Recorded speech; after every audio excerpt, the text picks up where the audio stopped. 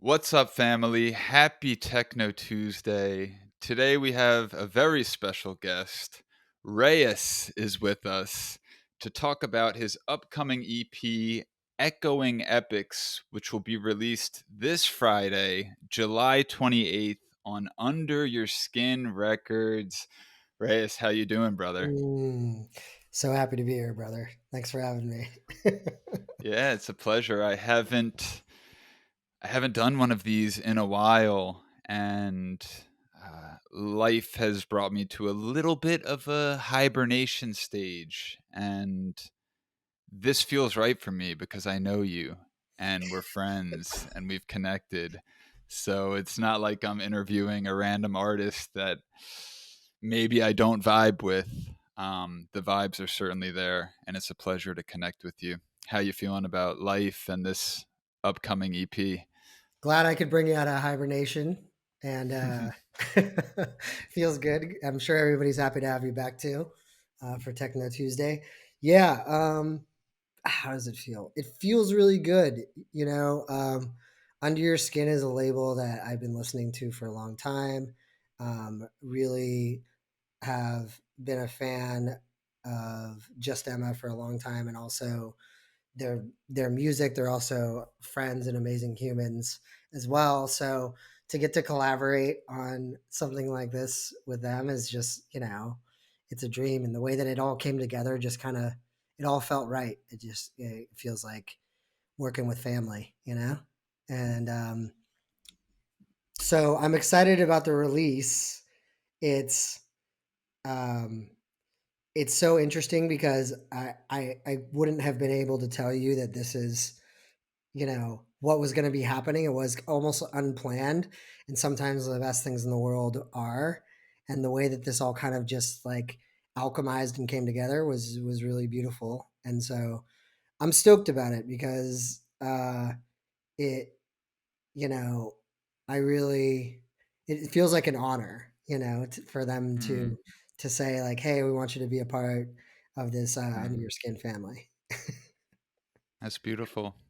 Under Your Skin is one of the first record labels I started to have an actual personal relationship with the team, and they have such a special place in my heart. I've always appreciated the efforts and contributions to the music scene, but also just the people running the show are super cool, and at the end of the day, that almost means more to me than the music. So when they're both there, when I like the music and the people, what a gift that is. And that's sort of what I felt when you sent me these two tracks.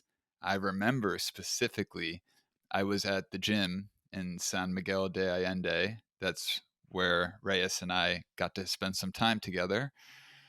And you sent me the tracks, and I listened, and I remember I gave you some feedback about how I love the style, and it's got like it's got touches of that like indie dance vibe that I've been hearing a lot out of Israel, but it's not full blown into that. And it sounds different. It sounds unique. It sounds like your own personal blend and style. And I listen to a lot of music. And with all due respect, I mean, I'm not producing it, so I don't want to talk shit. But with all due respect, it's really hard to come out with something that sounds unique and quality these days. So when I heard it coming from you, I was super excited. And now here we are a few months later, ready to release this bad boy. Why don't you tell us a little bit about the inspiration to create these tracks, and where were you when you made them? How did this come about? Uh, uh, yeah, well, thank you, brother. I appreciate the praise. And like, I, I remember that day when I did send them to you, it, for me, when I was writing these, they're way different than the other stuff that I usually write or even that I play. I kind of produce them thinking about, ho- they fill a very unique place in my sets because um, I will go sometimes hard, like you were saying with indie dance. Sometimes I'll go hard in that direction, but it's rare. It's, and I wanted something that kind of fills that gap, almost has a breakbeaty sort of beat, but not quite. It still is a four to the floor track, but has that kind of feel to it. And then and also that has a little sheen of like it feels a little. I wanted both tracks to feel like they're a little bit sampled, almost like they have a almost kind of like a vinyl ish feel to it.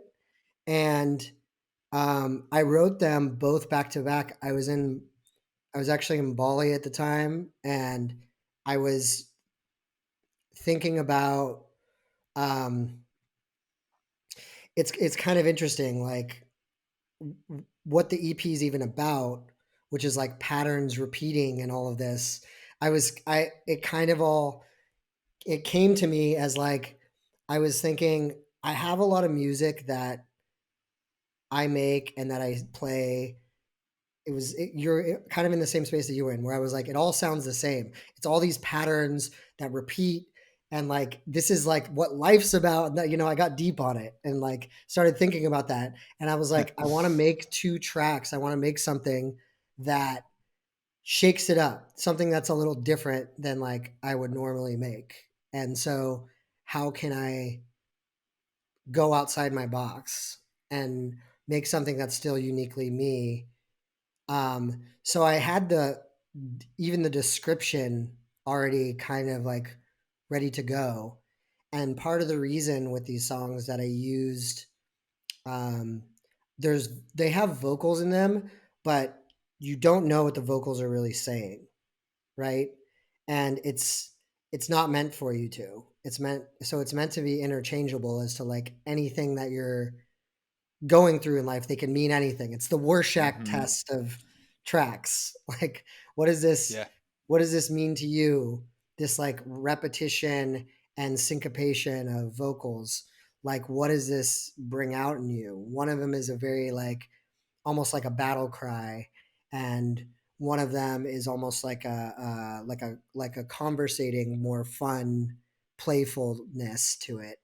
That was actually supposed to like the playfulness was supposed to be more like like childhood play because we're always trying to go back there. Um, and the other one is that's like the battle cry, um, which is yeah, which is transient timeline. Is it it's the hero's journey like we're always going on, and the battles that we're like going through in our lives. And so it's almost like, I was sitting in, I think you were in the gym, right? So, Yeah. so I was almost like, oh, this is a good gym track because you're like getting through it and like, Totally. send it in the gym. Oh, it's been working wonders for me outside of the gym as well through some tough times. So it's battle tested and approved. Yeah, I appreciate it, man. Yeah, and I think that like it's so it's so interesting that these patterns, right? Um, these two themes of everything being kind of cyclical and in these patterns that we're always repeating, right? Um, it seems really uh, beautiful. I mean, to me, in some way, to make a dance track, which is essentially has repetition no matter what in it, right? Um, to to have it like bring some sort of awareness to that sort of thing. Also, Mm, I do realize that like a lot of times people don't necessarily read the description to tracks as to what they sure. are. So it's almost like a little gem where I'm like, for the people that do decide to go and like and read what these two tracks actually mean to me, Mm, it's mm. gonna bring out thought. And that's actually one of the things that made me want to do this podcast to begin with, because when you and I sit down, we will start on a topic and it will be a tangent that we will go off on, and like how it applies to our lives, how it affects our past, present, future. and so it seemed appropriate to get on here and have a conversation with you. Absolutely, and it's music that you've made with intention. Um, I think there's different styles of production, and maybe sometimes a producer goes in there and just catches a flow, and something comes out that's got a pretty dope groove. And maybe there's not a story behind it, and it's still dope. But how many times does an artist really like pouring their heart into something? And as much as we can interpret that in our own ways, in receiving and listening and dancing to said music, man, I think when there's a story behind it, if the artist is open to sharing, I just know from my experience, when I get to learn about the backstory of a project or an EP or a track, it I listen with a different intention, with a deeper intention, and it makes it more likely for me to connect with the message that you're putting out there. So, yeah, it brings me a lot of joy to do this podcast and to sort of relay the behind the scenes to those who maybe aren't going to read the description.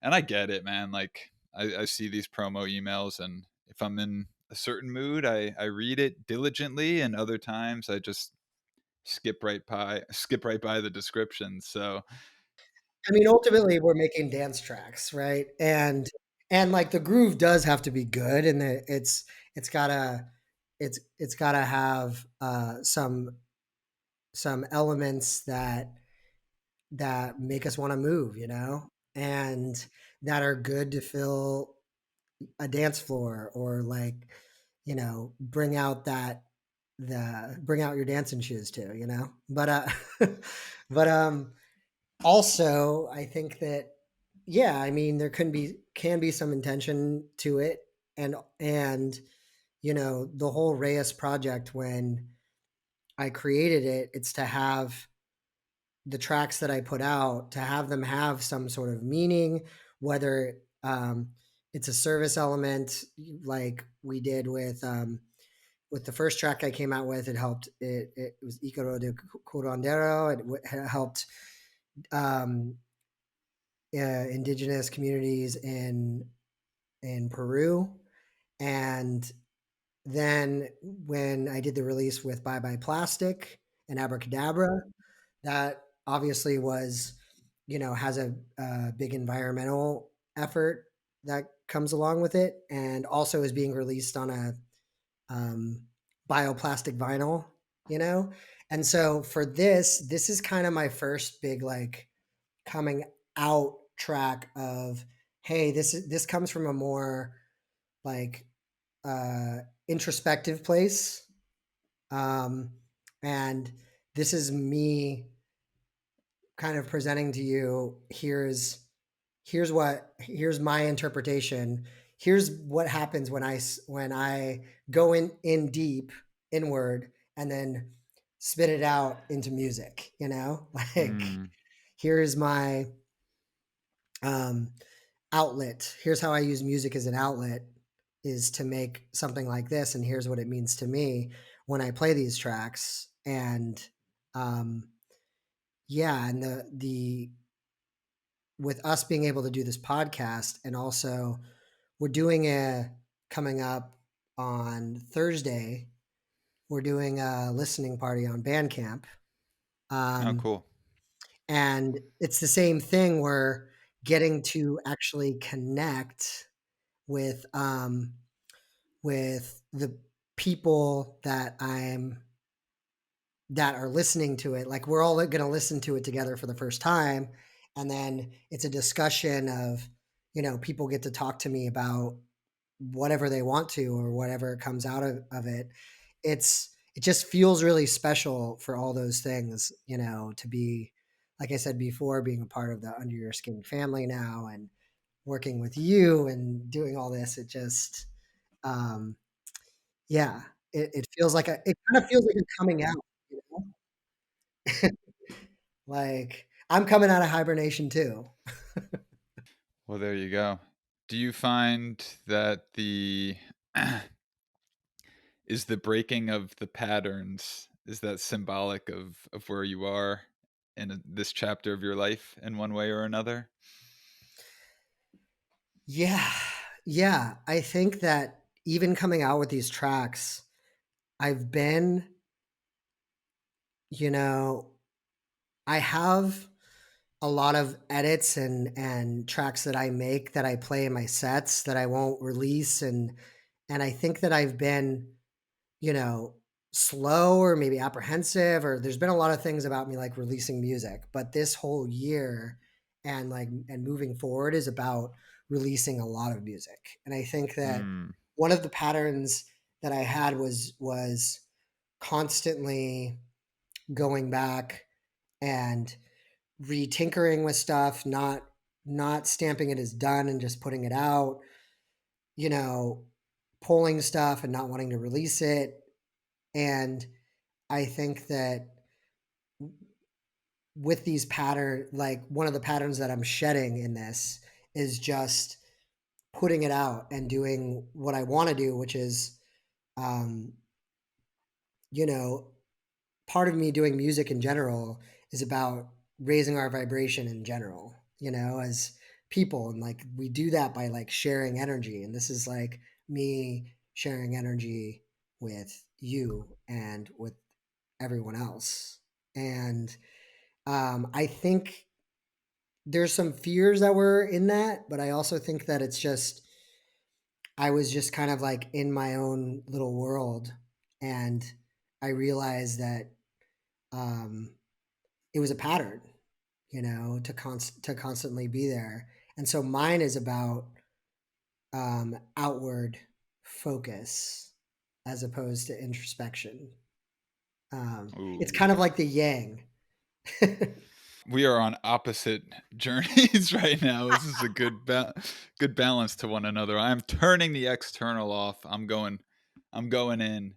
But I love what I'm hearing and it's inspiring. I have had the privilege to get close to some artists in my life, and in recent time there's a few that come to mind that are more on the come up, like just starting, maybe have one or two records that have been signed to a record label, and it seems to be a constant theme that there is a level of fear around releasing music or shopping a track out to different record labels, and I think that we all have faced some version of that when you really put yourself out there. And while everyone's experience is unique, I do believe there is overlap oftentimes. I'm curious for you, in your experience in terms of being an artist and a producer, if you don't mind sharing, like what is some of the fear that comes around releasing music, and how do you think you were able to take some steps to push through that to get to where you are now? Ooh, that's a great question. Um, yeah, and I actually get asked a version of that question by other artists as well. It's really, I mean, it's tough to put yourself out there, especially when you're sending stuff to labels, because a lot of these people, if they're not your peers, they're people that you might look up to. They might, there's some you might idolize. There's some, and um, getting, I think that the music industry um, isn't being in it.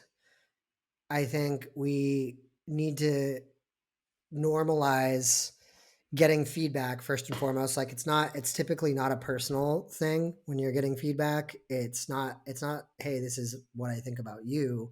It's just whether or not it's a good match for them first and foremost. But also we need to be comfortable with hearing no, you know. There's- It's you're gonna hear no. It's part of it's it's part of it. Um, and being just comfortable that you're making these things for yourself, like that's what was really valuable to me, is that I believe that can we do this for us at first, and then when we hear those no's, it's not a big deal. And as far as shopping though, it's scary because you yeah, you send it out to these people and some you don't hear back. They get, labels get a million submissions, and um but the beauty is, and it shows even in this release, I sent this just for feedback. I wasn't even submitting for the label. I just sent it for feedback, and they were like, "Hey, we want to bring this under the label." I was like, "Oh, great." And I think that at the end of the day is kind of the good energy to take when submitting to labels is you're proud of this thing that you created, you're happy with it yourself, and you want to share it with more people. And um, labels are just a vehicle for you to potentially share it with more people. And it is a grind, I'll tell you that. It's like sometimes it's really hard to get in touch with people.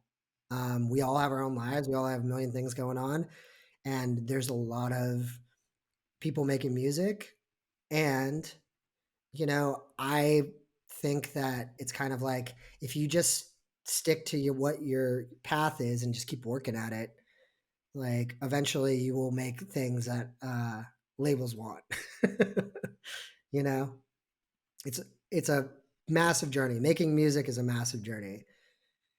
Yeah, I'm so grateful that you and many others have chosen to take the journey because I can't imagine what what my journey would be like without a soundtrack behind it. So thank you once again.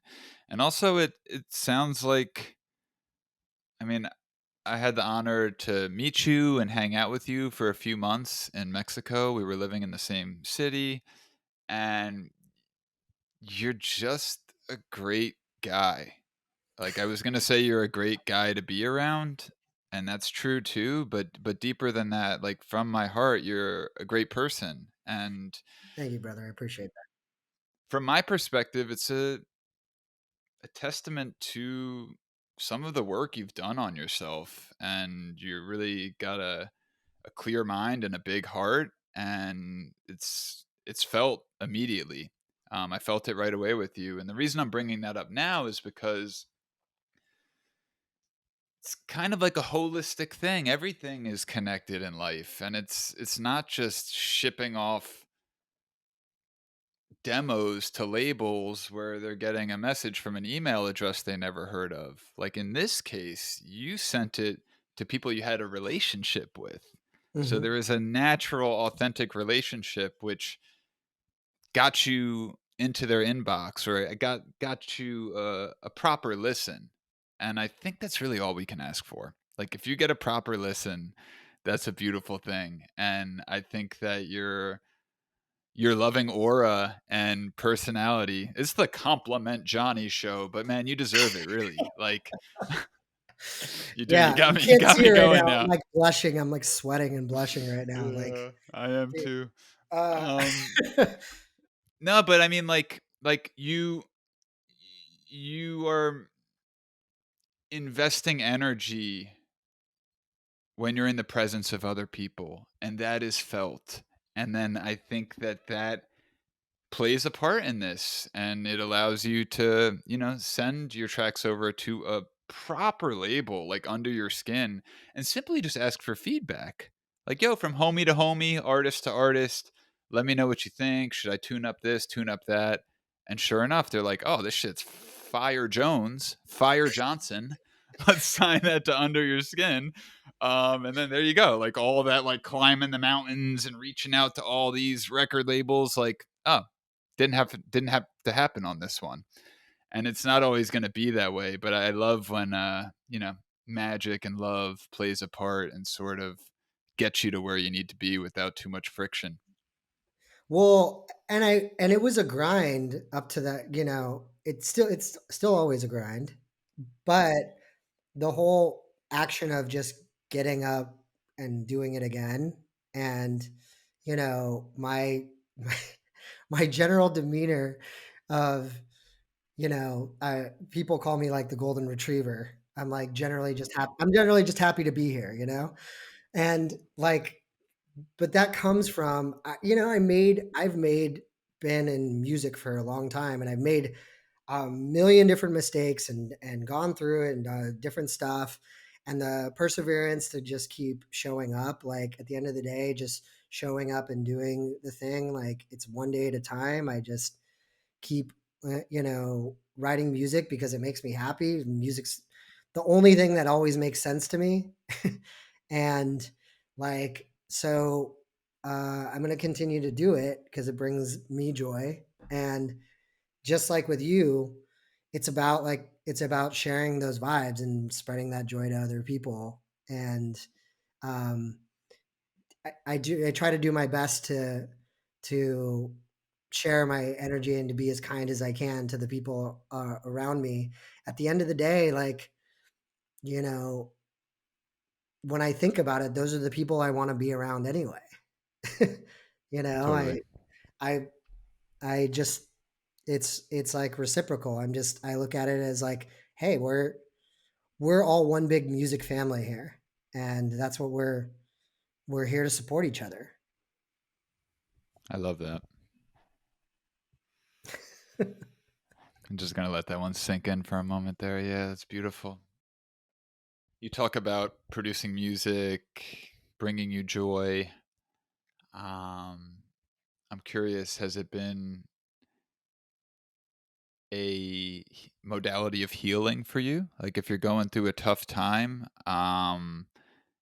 do you find that creating music is a proper outlet for you, or are you kind of shut down when you feel like that and creating music isn't really coming to you? I've heard different things from different people, and the last 3, 4, 5 months, I've been on a you know pretty decent depressive chapter myself, and I've kind of noticed that I don't have an outlet that really brings me back above the surface, or at least I didn't have anything that was working for me in this chapter. I'm curious for you, when you're down, if you ever get down, um, We all do. is creating is yeah, of course, is creating music a way to sort of lift you up, or do you find yourself kind of taking a step back until you feel better, and then you hop into Ableton or whatever you use? Well, I definitely, when it comes to playing shows, um, you know, I started playing records when I was 14 years old. It's been my whole life, you know, of that I can really I don't remember a time when I wasn't doing it. And so when I get to go and get and share that energy, that like kind of live, and I get to play a set, that no matter what I'm really feeling, that will bring me out of my shit. You know, it will take me out of whatever I have going on, um, at least in that time. And often it's a good release. Um, What do you let's stay on that for a second. It's really interesting.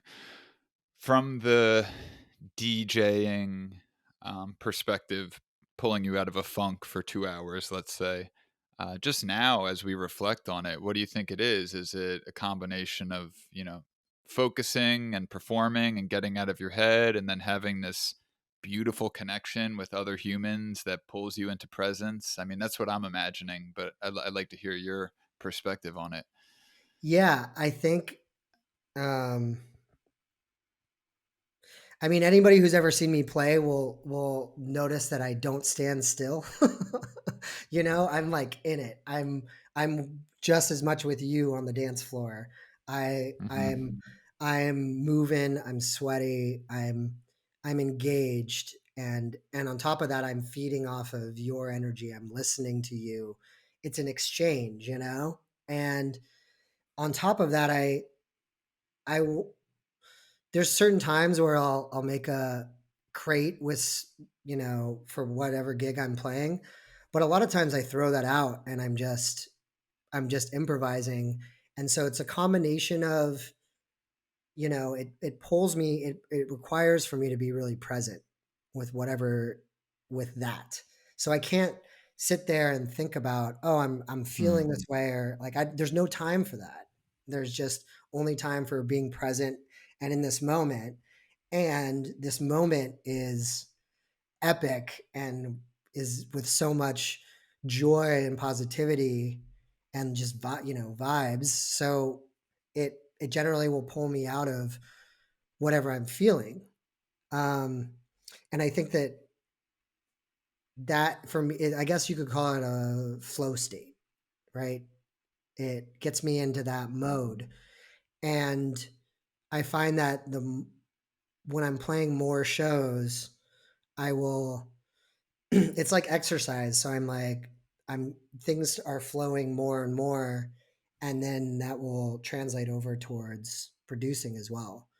There's certain times where I'm introspective and I don't, I want to take a break because I think that I'm kind of a 50-50 introvert extrovert split, and I need my introvert time and I need to go and just be away sometimes.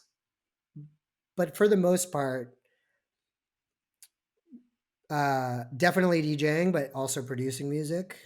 I I will use it as an outlet. If I'm really upset about something, I will write something. Sometimes, I'll just play an instrument or do something in music that just gets me out of my head. And sometimes something good comes out of it. And sometimes, it's just to be there in that moment. Mm. Beautiful. Yeah, no real expectation, but by tapping in, sometimes it brings some healing magic. When you say you write music, just for me being like a simple fan, what's that look like to you? I hear you say you write music, and I just always assume a producer hops into Ableton and starts with the kick drum or whatever the hell the process is. But when I heard you say it, I almost imagined like lighting candles in a room and like a old school old school pen and like literally writing music. So maybe there's more to this than I know. Yeah, it all starts in sheet music that I write with a quill to Yeah, that's um, it. to candlelight, and that's how it starts. I think that um, you're gonna kind of see in these upcoming months with the music that I release. There's it lots of different kinds, and it's almost like I go through different eras of you know, being listening to 20 plus years of electronic music and being, a member of the scene, I I have a lot of nostalgia for different eras of it. And so there's certain times where um there's some tracks that I've been making recently where I've been really missing this kind of like sample era where you used to just sample records. And so I've been sampling some records and using those in Cool. production. And so I'll start with a loop or something that like a sample that I'll take and I'll build a song around that. There's some times where I get ideas when I'm in the shower, and there's sometimes where like I'll get a certain melody or a rhythm or a groove in my head, and I'll as soon as I get out of the shower, by the way, I wish there was a MIDI controller, like a shower MIDI controller or keyboard that Ooh, you could, there you go. somebody please invent that. Seriously. Um, but there's that whole shower principle, right, where you come up with these ideas. So I'll get out of the shower and hum it into a voice note on my phone, or I'll go and sit down immediately in my DAW and put that melody in or whatever it is, and then just come back to that. There's also part of me uh, producing and not releasing stuff for a long time is I have a bunch of stuff that's in the tank, that's in the archives. And there'll be times where I'll get an inspiration and I'll remember a song. Lately, I've been writing music with different performers, playing different instruments, and so we'll go in the Mhm. studio and we'll work together. So When I lived in Tulum, I used to have a piano that I put in front of my I had a window that kind of like looked at the jungle, and I had a piano that sat in front of it. Every morning I would sit and play the piano. It was like my morning meditation for like 20 minutes. I would Beautiful. just sit and play. So it looks like all different types of things. And I just have been listening to Rick Rubin's book that talks about, the art of being creative and how what your process looks like. And I think that my process is the thing that I've been working on the most over this last year.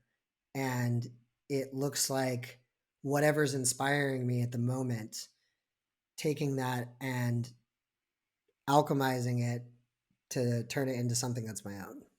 A lot of ways to write a song, I suppose. Yeah. Well, I mean, there's so many. We were chatting about this right before we got on this call, we started the podcast.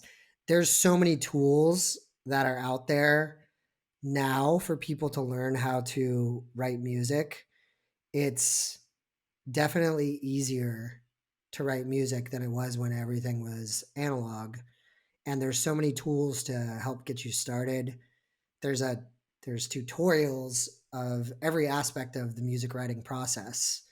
And it's really so it's a I think it's a beautiful time. Yeah, yes, there's a million people doing it. And I don't think it's a bad thing. I think there's room for everybody there. The um, infinite pie. Yeah, I was gonna ask what you thought about that because the other side of that coin is a more sort of pessimistic view that, well, now there's a lot of noise out there that's watering down the releases from certain record labels and stuff like that. But at the end of the day, if we're enabling more people to create, I think that's a win. yeah, and I think you know, it requires I think it requires producers to be better. It's you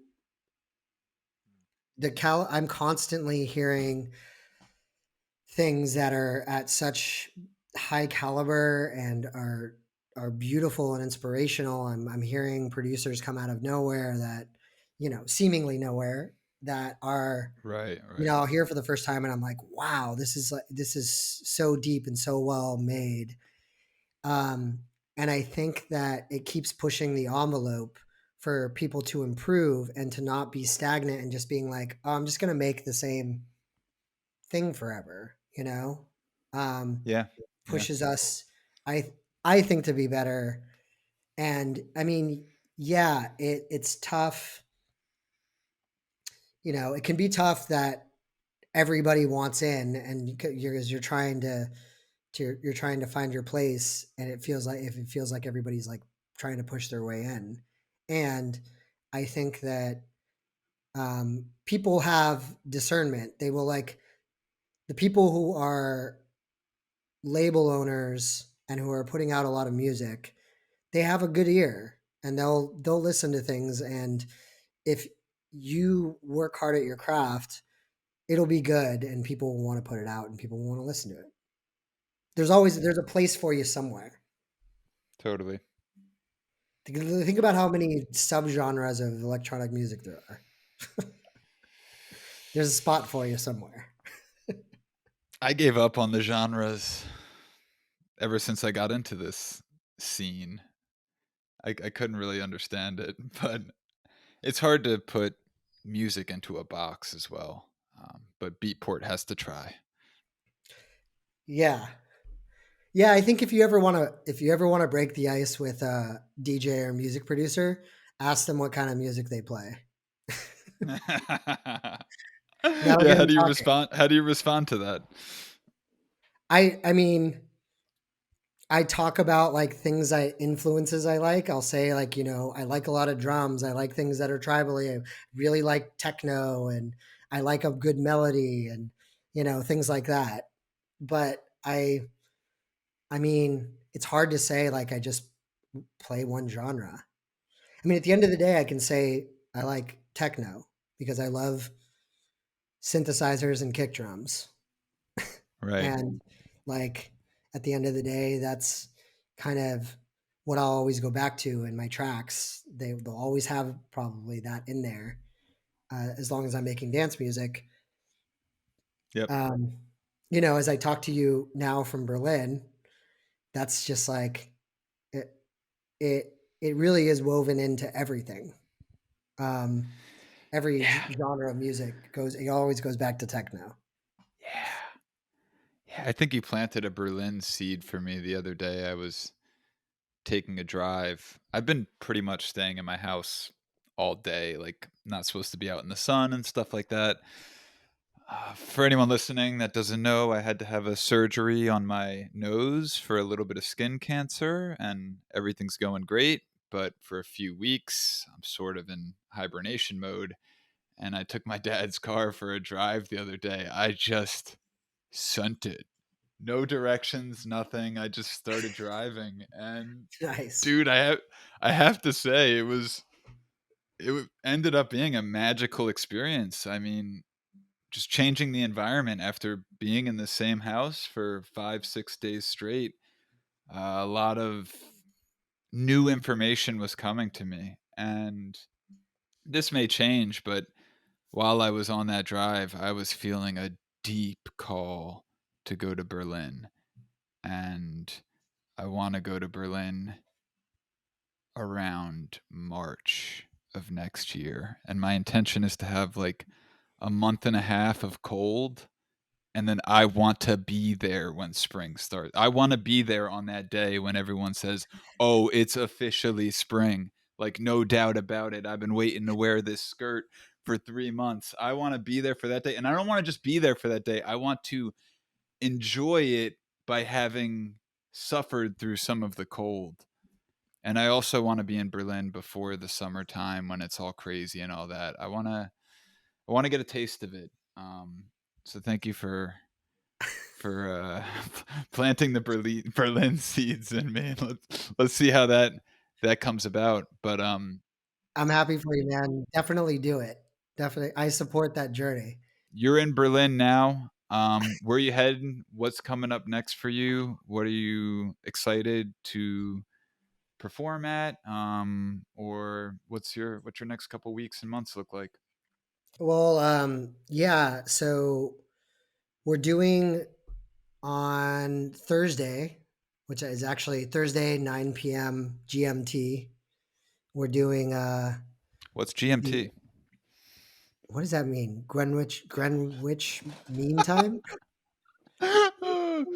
Sorry to call you out there. I just have no idea. What I is think that's what it GMT? means. Oh wow, it is Greenwich Mean Time. Greenwich Mean Time. Yeah. What does that Um, mean? Okay. hey, I got you there, huh? Tried to. Yeah, I can't believe You're it. like, I called you. I'm like, I call. Um, Yeah. but yeah, we're doing the listening party on Bandcamp. Um, I'm gonna. So yeah, we could. You could go to Under Your Skin or find me on Instagram. We'll have links to it. Um, and then I'm actually going to be taking that call from Echoes from Agartha from Cappadocia. I'm headed out there. I played there last year. I actually just released the mix from last year, and this year I'm going as support and just to hang and enjoy and because it's just one of the most magical festivals and places. The production that the gate guys do is just insanely good. Um, so I'm going to be there, and then after that, I'm headed to Bonjuk Bay to play, and then I think I have some other shows in Turkey after that, and then I head to Montreal, and then after that, I head back to California and then into Burning Man. And then this year we're bringing back just we had a new art car last year, Eden, and this year no, we're not bringing Eden, unfortunately, but we are bringing Sparky, which is our bus, and so we're going to be on the playa with Sparky. Is Eden the one that I saw the photos of?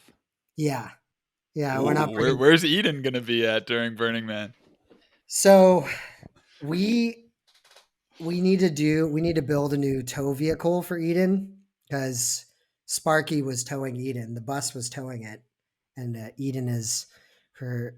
Um, just a short description is a big, basically like sound trailer. It's a giant trailer with two trees that look like it's iron. It weighs 17,000 pounds, and it's got a big, beautiful Function One system in it, and it's hard to pull, and so we need to build a new tow vehicle for it, and that's something we couldn't do. We couldn't rush and do this year, so we're taking a year off and we're doing it next year.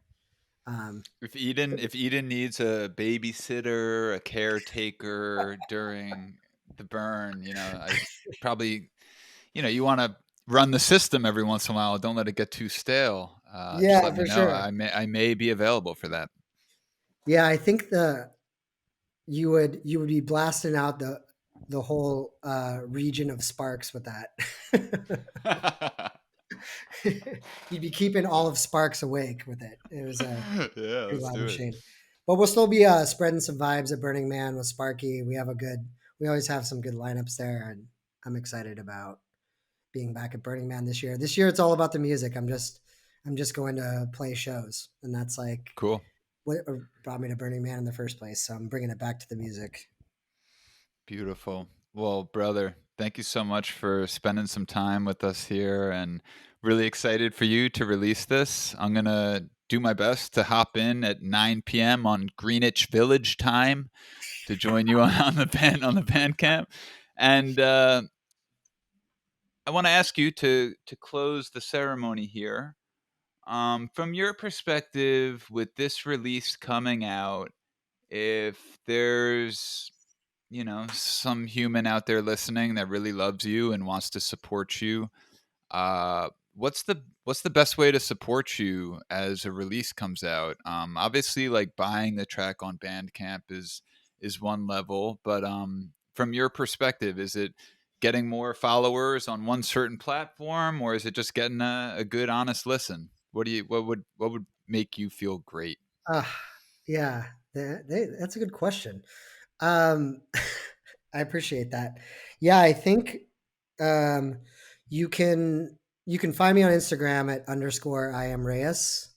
Um, and yeah, going and like pre-saving it, buying it from Bandcamp, Beatport is always super helpful. And yeah, I mean, just following the journey, man. Like honestly, yeah, come follow me on Instagram, check me out, and or head to my SoundCloud. There's plenty of mixes on there and goodies that'll be coming out. So yeah, I mean, just follow along with the journey. That's all I can really say on that. I think it's we just go listen.